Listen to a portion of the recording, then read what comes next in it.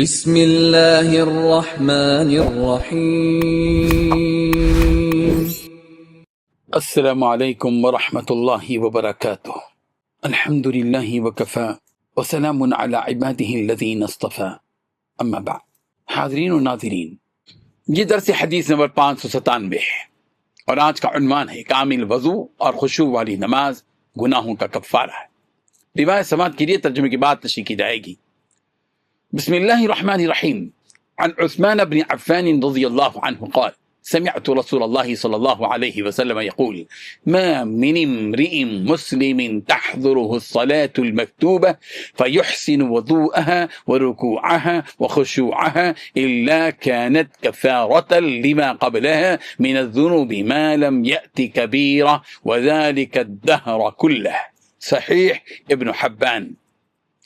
ترجمہ یوں ہے، حضرت عثمان بن عفان رضی اللہ عنہ سے روایت ہے کہ رسول رحمت صلی اللہ علیہ وسلم نے ارشاد فرمایا، جب کسی مسلمان پر فرض نماز کا وقت آتا ہے اور وہ اچھی طرح وضو کرتا ہے، نماز میں رکوع اور خشوع کو خوب ادا کرتا ہے، تو یہ نماز اس کے سابقہ صغیرہ گناہوں کا کفارہ بن جاتی ہے، بشرطے کہ وہ کبیرہ گناہوں سے بچا رہے، اور یہ فضیلت ہمیشہ جاری رہے گی۔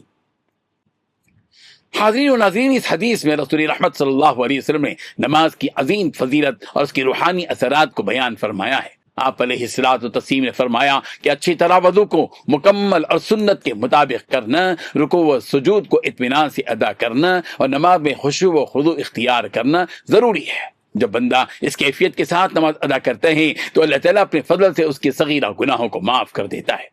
نماز مومن کی روزانہ کی روحانی تطہیر کا، پاکیزگی کا ذریعہ بنتی ہے۔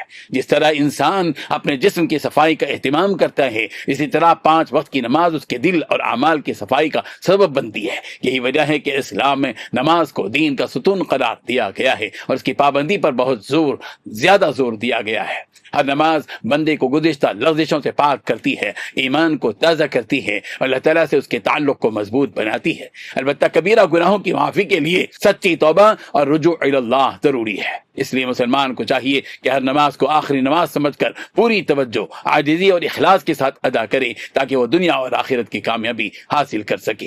اللہ تعالیٰ ہمیں کامل وضو، خشوع و خضوع کے ساتھ نماز ادا کرنے، صغیرہ و کبیرہ گناہوں سے بچنے اور اپنی نمازوں کو اپنے مغفرت اور قرب الہی کا ذریعہ بنانے کی توفیق عطا فرمائے۔ آمین۔ وآخر دعوانا ان الحمد للہ رب العالمین۔